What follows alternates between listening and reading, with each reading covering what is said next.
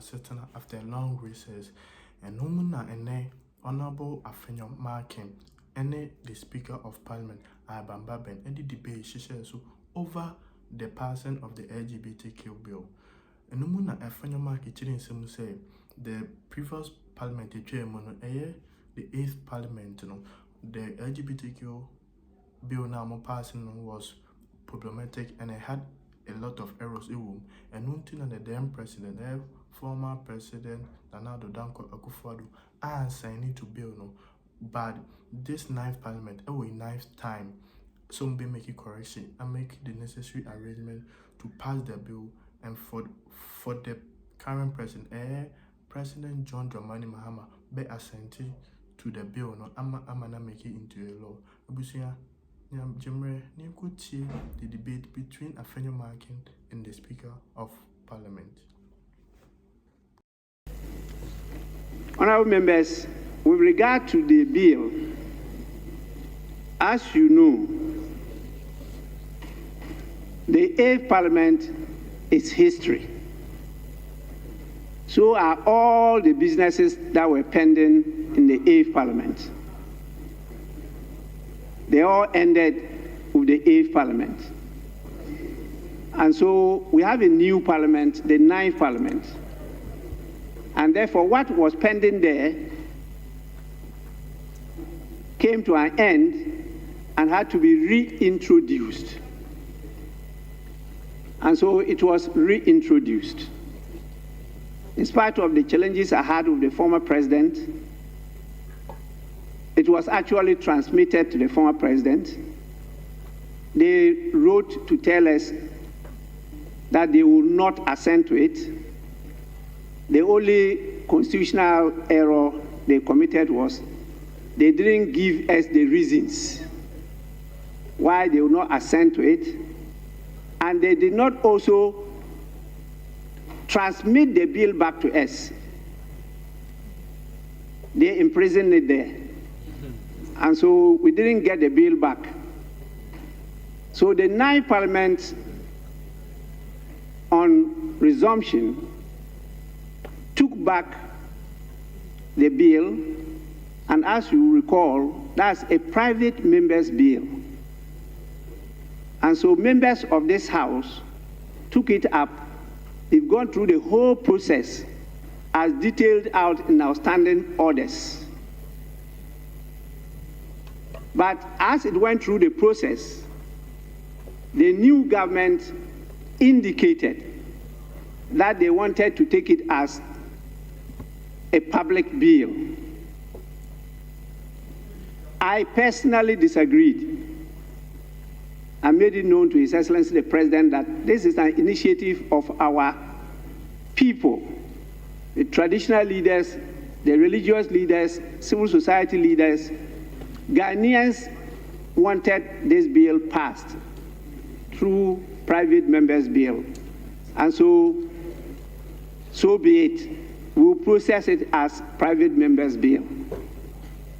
Now, the processes had finished, and as you know, it has to come back to the Speaker. You know, our rules have given what the Speaker is expected to do, which I will do before it can be laid in the House. That was not done. And so when it was put on the order paper, I queried it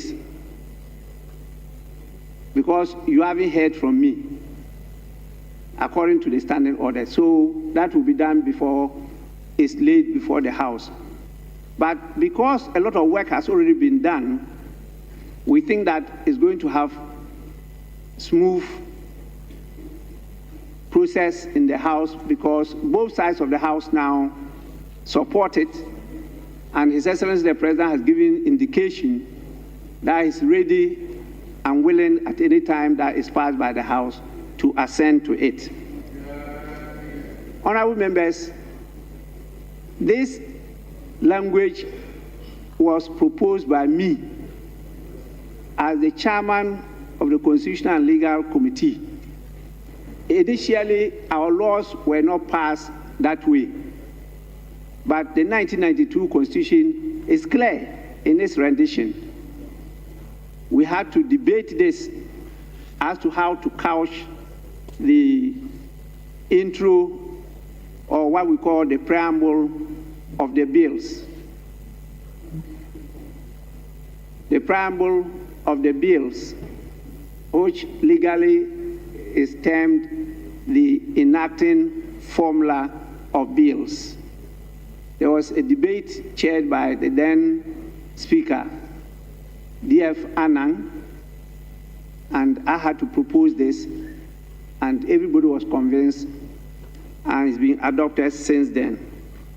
And that's why you have it, we always say, passed by the Parliament of Ghana and assented to by the President. That was not the enacting formula. And I think it has worked for us. So please, hold your peace. It will come sooner than later.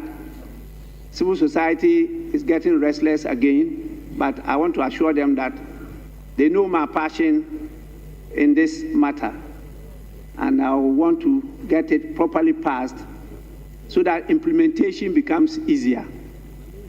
There are a few things that our attention has been drawn to, which we'll work on together here, so that when we pass the bill, it's a bill that is accepted by all, and we will definitely obey the prescriptions of the bill.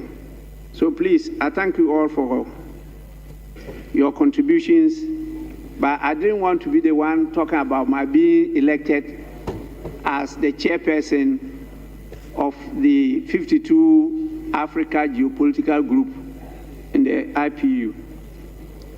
Please, brothers and sisters from Uganda, your speaker too is my vice in the Conference of Speakers and Presidents of African Legislatures.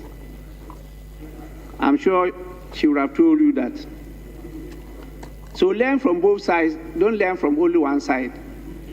Well, you could shift to minority, you could also shift to majority, opposition, or government. Nothing is impossible. What God cannot do does not exist.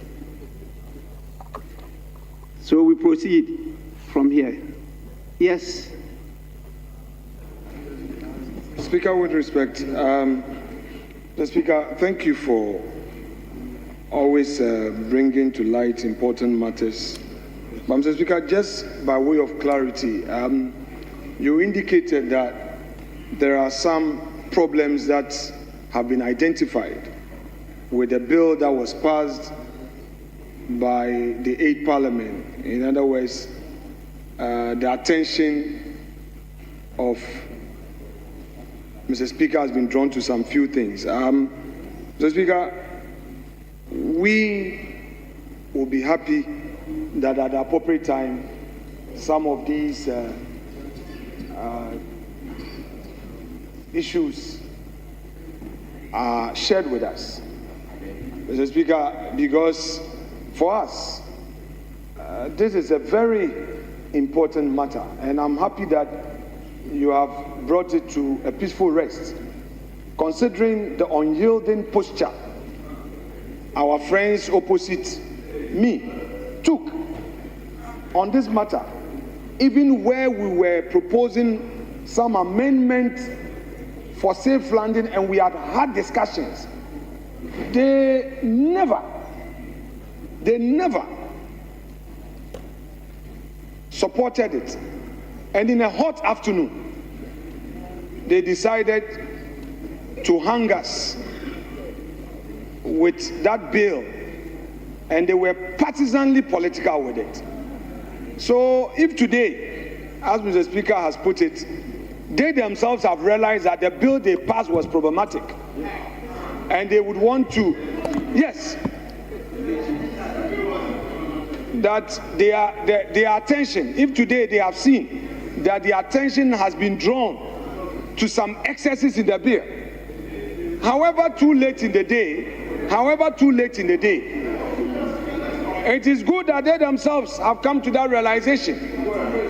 But, Mr. Speaker, we wait patiently for that day.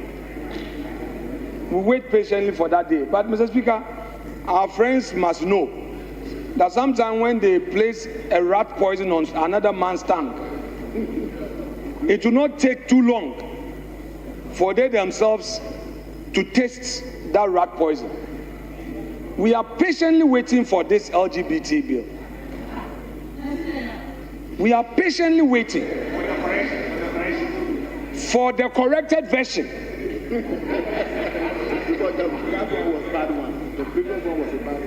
Mr. Speaker, I speak no more. Honorable Minority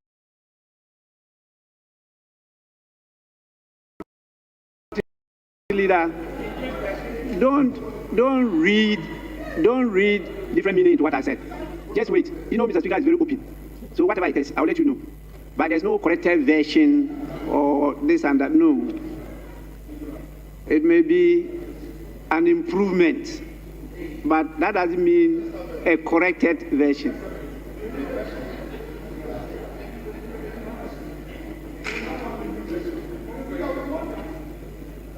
I think enough is enough. Mr. Speaker, I would have preferred their old version. Resume your seat. Mr. Speaker, their old version. Resume your seat. Yes, honorable member. Mr. Speaker, thank you very much for the opportunity to point out a few inaccuracies in the presentation that was made by the Honorable Minority Leader. Mr. Speaker, you have always led, and it has already been celebrated by the Majority Leader and other colleagues on the floor with maturity. And Mr. Speaker, your views and your guidance has never been construed or misconstrued to be the views of any group in this House. So I am therefore surprised that, Mr. Speaker, as you guide on this matter, the Honorable Minority Leader is making it seem as if you are speaking the position of the majority in the House, and you are speaking the position of those who sponsored the earlier bill. Mr. Speaker, I was part of those who sponsored that bill. And Mr. Speaker, as far as we are concerned, we passed that bill in the state that we did, at the time that we did, guided by good conscience. And we were hopeful that the then president would have signed it. Mr. Speaker, I will not go over the issues that happened then. But if it has become necessary for this House to reconsider it, I take solace in the assurance of the Majority Leader that we stand in readiness to support the process of enacting a law that will make the practice intolerable and unacceptable in this House. And we are not shaking from that responsibility. We are not moving from that position that we took earlier. If they have changed their position, I would have wished that they would do so with their former president.